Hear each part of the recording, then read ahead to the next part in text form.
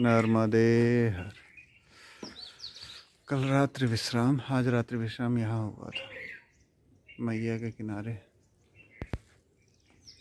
नीम करोली बाबा आश्रम, महाराज जी आश्रम। नर्मदे हर।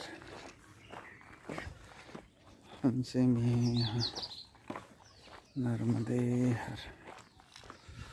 और अब चल रहे परिक्रमा। नर्मदे हर।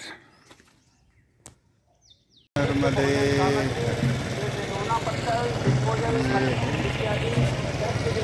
नेमावर घाट।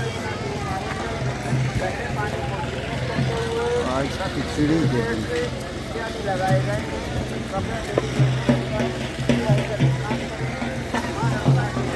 यहाँ पहुँचे हैं। मकर संक्रांति मनाई जा रही है। नर्मदे नर्मदे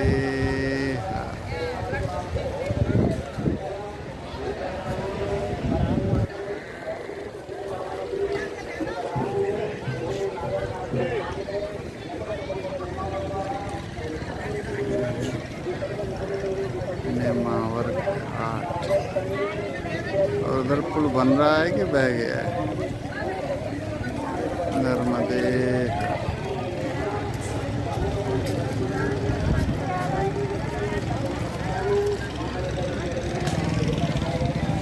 नर्मदे नर्मदे हर। पता नहीं है कौन सी नदी है, साइज देख के तो नदी लग रहा है। मेरे ख्याल से वो कौन संगम था, गौती है ना, गौती।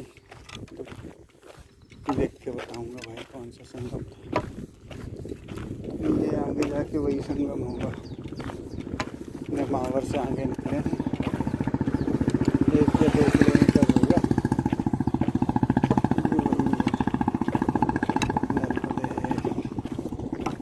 इधर डैम बन गया और अब ये गांव के रास्ते में ये बगल से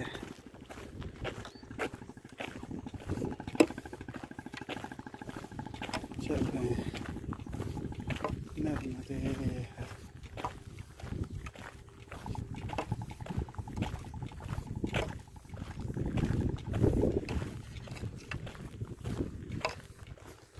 किनारे किनारे रास्ता है शायद,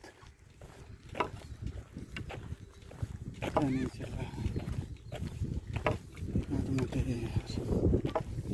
आज बहुत कम चले, 10:30 पौने 11 हो रहा है। मात्र मेरे ख्याल से 3-4 किलोमीटर चले। नर्मदे हर। नर्मदे हर।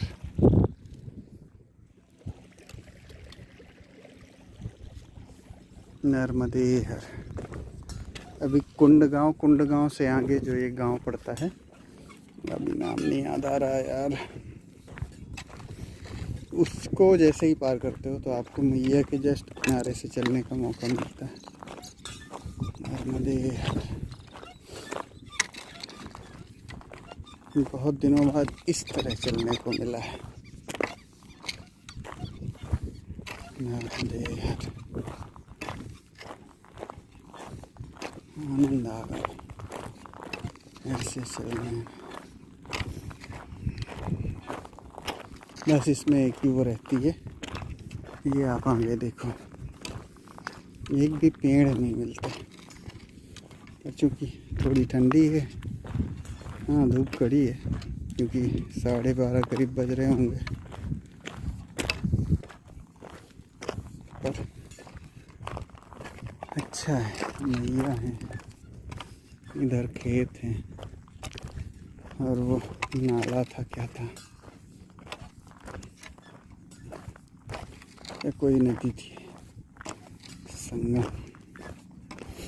बीच में ऐड कर दूंगा कौन सी नदी थी, क्या था।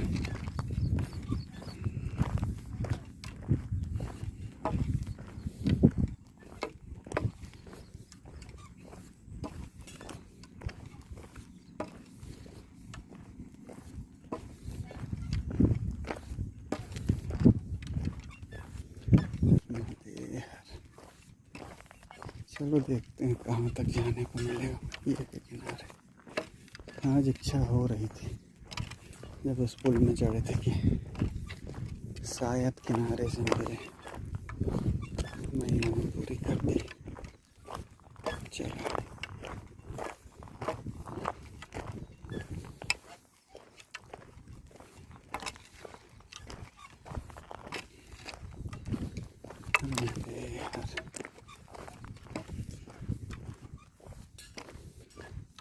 अच्छा, आज जब ये पिछले अभी ये गांव से आ रहे थे तो मन में विचार आया। बस अब चाय के लिए बुला लिया, वहाँ महात्मा जी बैठे हुए थे। मैंने बहुत दिन से दिमाग में था कि पूछूं कि ये शब्द हिंदू और हिंदी आया कहाँ से, क्योंकि न तो हम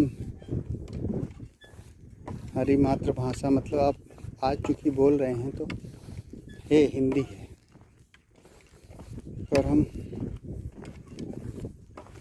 ये मातृभाषा हिंदी नहीं है, क्योंकि अपने कोई ग्रंथ नहीं मिलते इसमें प्राचीन। अगर जो ये कोई कहे कि जला दिए गए थे तो भाई संस्कृत के वो उपलब्ध हैं, वेद पुराण, पर हिंदी के क्यों नहीं है? अगर जो आम जन की भाषा थी तो वो तो और सुलभ मात्रा में होनी चाहिए, पर वो नहीं है, वो अनुवाद रूप में है। तो अपनी मातृभाषा थी क्या, है ना? तो उन्होंने वापस मुझसे ही पूछ लिया कि भाई क्या थी।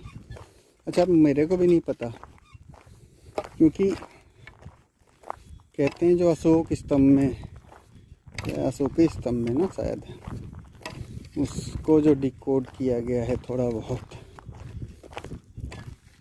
उसको कौन सी भाषा बोलते हैं, मतलब ज़्यादा प्राचीन